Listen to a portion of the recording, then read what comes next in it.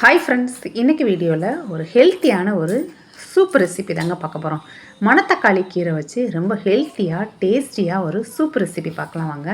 இதுக்கு நான் ஒரு கட்டு அளவுக்கு மணத்தக்காளி கீரை எடுத்து நல்லா க்ளீன் பண்ணி இந்த மாதிரி வாஷ் பண்ணி வச்சுருக்கேன். பாருங்கள், இதை நல்லா பொடி பொடியாக இந்த மாதிரி கட் பண்ணி வச்சுக்கலாம்.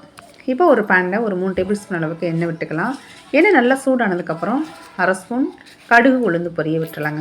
இது கூட ஒரு 10-15 சின்ன வெங்காயத்தை இந்த மாதிரி பொடி பொடியாக கட் பண்ணி ஆட் பண்ணிக்கிறேன். ஒரு 4 பல்லு பூண்டையும் பொடி பொடியாக கட் பண்ணி சேர்த்துக்கலாங்க. இது கூட காரத்துக்கு ஒரு 2 காஞ்ச மிளகாய் இந்த மாதிரி கிள்ளிட்டு சேர்த்துக்கிறேன். காரத்துக்கு ஏற்ற மாதிரி கூட குறைய அட்ஜஸ்ட் பண்ணிக்கலாம். இது கூடயே நம்ம கட் பண்ணி வச்சுருக்க கீரையையும் உள்ளே சேர்த்துடலாம். கீரையை சேர்த்து அந்த எண்ணெயிலேயே நல்லா வதக்கி விட்டுடலாங்க.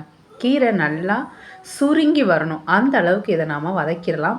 இந்த மாதிரி வதக்கும்போது அதில் இருக்க அந்த துவப்புத்தன்மை நமக்கு ரொம்ப தெரியாது, நமக்கு சாப்பிட்றதுக்கும் நல்ல டேஸ்ட்டாக இருக்கும். பாருங்கள், கீரை இந்த அளவுக்கு சுருங்கி வரணும். இப்போ ஒரு மிக்ஸி ஜாரில் ஒரு 6-7 சின்ன வெங்காயத்தை ஆட் பண்ணிக்கலாம். ஒரு 3/4 ஸ்பூன் அளவுக்கு ஜீரகம், ஒரு 2 கீத்து தேங்காய் சேர்த்துக்கிறேங்க. தேங்காய் ரொம்ப அதிகமாக சேர்க்க வேணாம், கொஞ்சமாக சேர்த்து அரைச்சி எடுத்துக்கலாம். இப்போ இந்த கீரை கூட ஒரு 3 டேபிள் ஸ்பூன் அளவுக்கு பாசிப்பருப்பை வேக வச்சு சேர்த்துருக்கேன், அதையும் உள்ளே ஆட் பண்ணிக்கலாம். இப்போ நமக்கு தேங்காயை இந்த மாதிரி 1-2 அரைச்சி எடுத்துக்கலாம், அதையும் உள்ளே சேர்த்துடலாங்க. இது கூட ஒரு 1/4 ஸ்பூன் அளவுக்கு மஞ்சள் தூள், இந்த சூப்புக்கு தேவையான அளவு உப்பையும் சேர்த்து நல்லா கலந்து விட்டுறலாம். இது எல்லாத்தையும் நல்லா ஒன்றோட ஒன்று நல்லா மிக்ஸ் பண்ணி விட்டுருங்க. ஒரு நிமிஷத்துக்கு நல்லா கலந்து விட்டுறலாம்.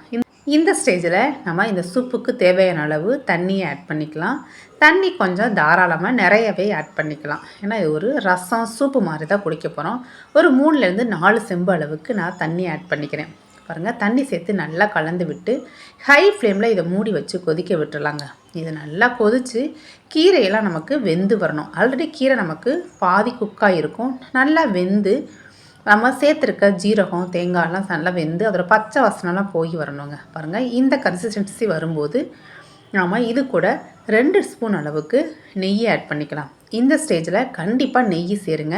நெய் சேர்க்கும்போது டேஸ்ட்டும் நல்லாயிருக்கும், இந்த கீரையோட பெனிஃபிட்டும் நமக்கு டபுளாக கிடைக்கும். இந்த மணத்தக்காளி கீரையில் நிறைய ஹெல்த் பெனிஃபிட்ஸ் இருக்குங்க.